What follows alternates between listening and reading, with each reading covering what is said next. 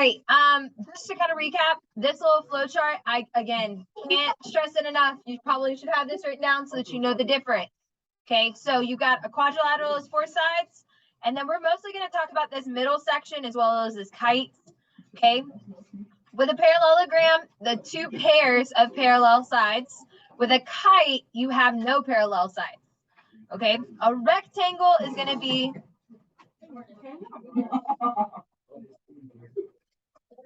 the rectangle is all 4 angles are equal, opposite sides are equal.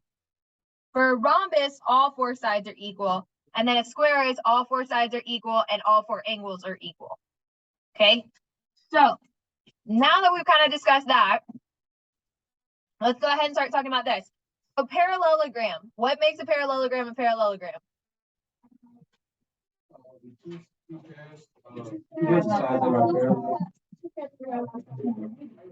Okay, so how do we prove that something is parallel? What formula do we use? Do we? Slope. Okay. Now, you are going to use distance formula to prove that the opposite sides are equal. Does that make sense? So you could have used distance as well. Okay. And when you plugged in, okay, you should have gotten 4 different distance equations. Okay. And then for the slope formula, I'm going to go ahead and graph this in Desmos really quick for you, so you can see it. I've got -1, comma -1, 0, comma -4, 4, comma -2, and 3, comma 1. So when I graph that, thank you.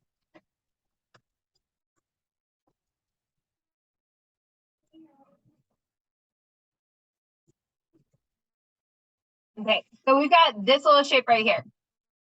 Okay, so I'm going to find the slope from green to purple right here. Okay, so when I plug that in, this is what it's going to look like.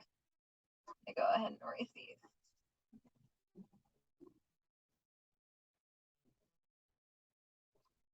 Okay, so when I plug that in, that's going to give me 1 minus -2 over 3 minus 4.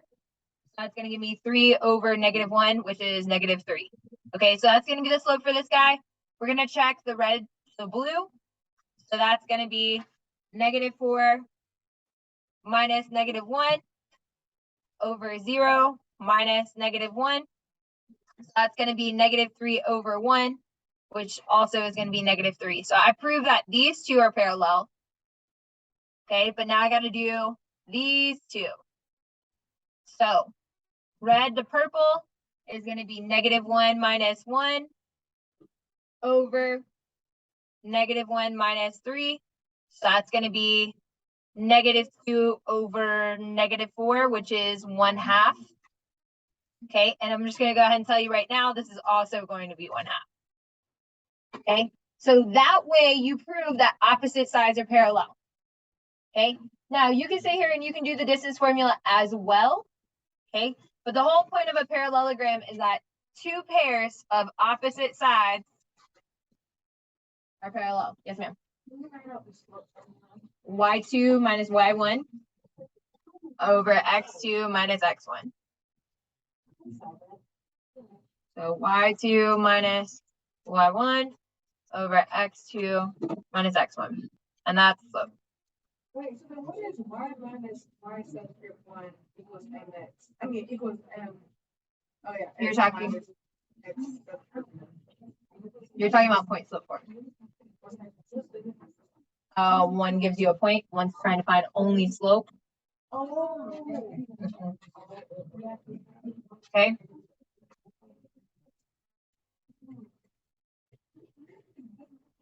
Okay, on the next one, we got to prove that this is a rectangle. So what's the difference between a parallelogram and a rectangle? A rectangle where all 4 angles are equal and opposite sides are equal. Opposite sides are equal for that rectangle, right? So that means that we're going to use distance formula. Okay. And really, you could also use midpoint formula if you wanted to go super far into that, but you don't have to worry about it. So using distance formula on this next one, okay? Number 3, a lot of people struggle with. Yep, okay, so on number 3, prove that the diagonals bisect each other. Okay, so hear me out. What you're gonna do is you're gonna take the rectangle and you're trying to take these diagonals and cross them. Okay, you're trying to figure out if they cross at the same point, that they cut each other in half. You're going to use the midpoint formula in order to make that happen. Okay, now you want to use the diagonals that like the diagonal points. Okay. On the next one, you're proving that this is a rhombus. That means that all sides are equal. So you're going to definitely use the distance formula. Okay. And you could also do the slope formula to show that the opposite sides are parallel. Okay. But you can really just focus on the distance formula. On the last one, for right triangle, you're going to use the distance formula, but you're also going to use Pythagorean theorem, which I know is not on there. Okay. In order to prove that it's a right triangle. Okay. So let me clarify really quick. You see how I got all these circles? You notice how I didn't actually solve them out? Your job is to solve them out and then bring me that paper tomorrow. Okay. So I've given you about 40 minutes in class so far to work on this document. Now, your job is to finish that up. Okay. All right, so go ahead and start working on that now.